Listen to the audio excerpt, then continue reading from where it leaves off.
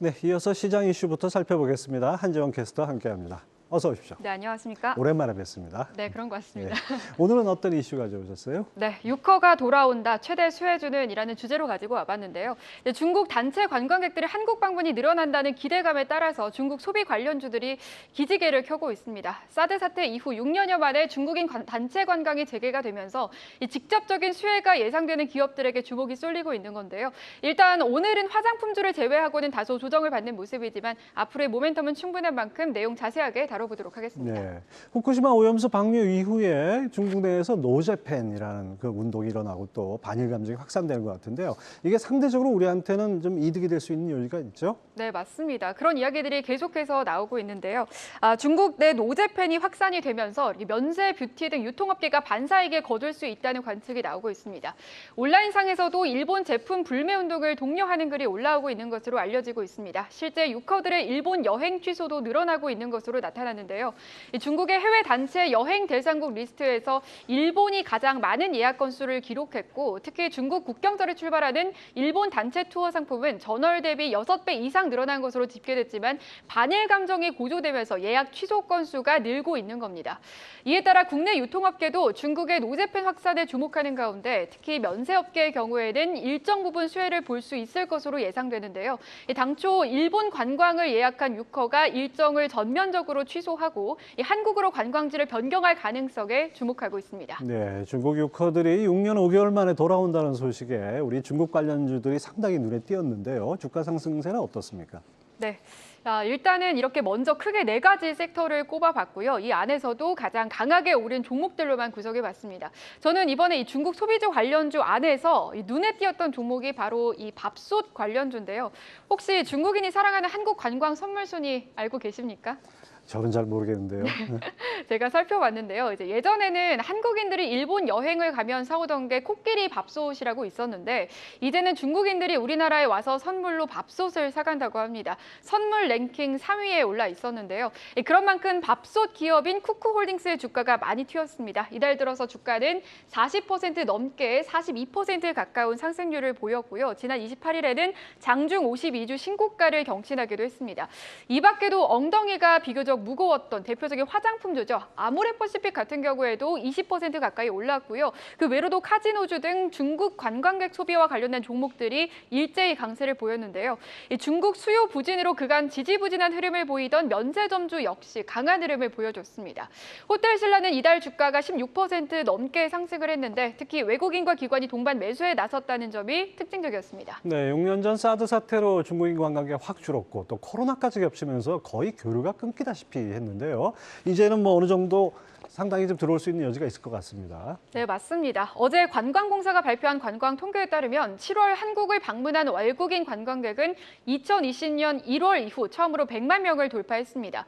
이 중 중국인이 24만 1,724명으로 일본을 제치고 가장 많은 숫자를 나타냈는데요. 이달 들어서 중국 정부가 사드 사태 이후 6년여 만에 중국인 관광객의 한국행 단체 관광을 전면적으로 허용하겠다고 발표하면서 이 유커들을 중심으로 더욱 늘어날 것으로 보입니다. 이 연도별 중국인 입국자 수를 자세하게 살펴보시면요. 2016년도에는 800만 명이 넘었습니다. 그러다가 2017년 3월이었죠. 이 사드 사태로 한국행 단체 비자 발급이 중단되면서 그해 중국 관광객은 거의 반토막이 났습니다. 다시 그해 12월 중국 일부 지역에서 단체 관광이 다시금 시작이 되면서 2018년도에는 중국 내 6개 지역에서 출발하는 한국 단체 관광이 풀렸고 이후에 점차 확대되는 분위기였습니다. 이에 유커는 2018년에 이어서 2019년도에는 600만 명 선을 회복했는데요.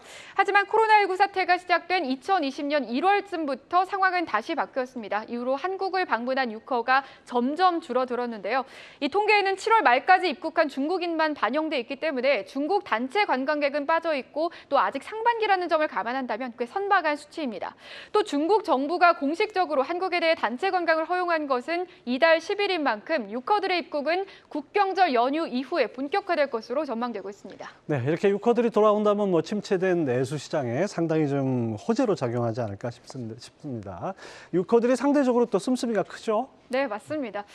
또 한 가지 기대해 볼 만한 부분은 씀씀이도 다른 나라 관광객보다 훨씬 크다는 점인데요. 지난 4월 26일 대한상공회의소 자료에 따르면 한국 관광을 마치고 출국하는 외국인 관광객 400명을 대상으로 설문조사를 했는데 응답자 수 상위 3개국 중국과 미국, 일본 관광객 중 중국인 관광객의 평균 쇼핑 지출 규모가 가장 컸다고 합니다.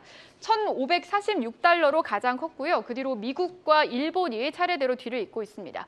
이 사드 갈등이 본격화되기 직전인 2016년도에는 내수 시장의 한 축을 담당했던 만큼 이렇게 유커의 귀환은 내수 경기 부진이 이어지는 한국 경제에 호재로 작용할 것이라는 게 전문가들의 관측입니다.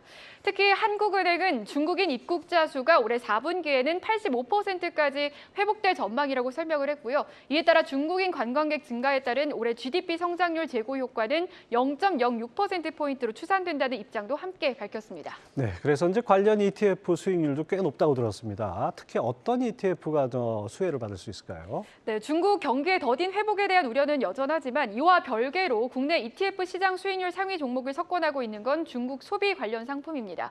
중국인 관광객들이 다시금 돌아오면서 국내 중국 소비 관련 ETF가 수익률 상위 5위권을 싹쓸이하기도 했는데요. 증권가에서는 이들 ETF의 추가 상승 가능성도 함께 점치고 있습니다. 유커가 중국의 중추절과 국경절 연휴에 대거로 방한할 것으로 예상되기 때문인데요. 이 한국거래소에 따르면 최근 한 달 수익률이 가장 높은 ETF는 미래에셋증권의 타이거 화장품이었습니다. 이 국내 화장품 산업은 면세점 매출이 50% 이상 비중을 차지할 정도로 이 방한 외국인 관광객 증감에 영향을 많이 받아왔죠.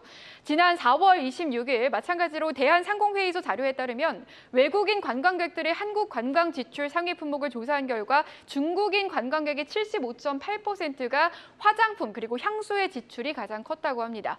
비중이 큰 중국 여행객의 최선호 상품이 국산 화장품인 만큼 유커의 귀환으로 가장 큰 수혜를 받을 수 있는 산업으로 생각이 되고 있는데요.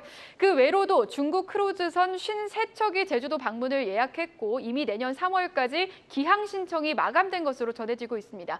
이에 따라 여행사부터 호텔 그리고 카지노 등 중국 단체 관광객발 연쇄 파급 효과가 발생하면서 긍정적인 시너지 창출이 기대되고 있습니다. 네, 한지원 캐스터 잘 들었습니다.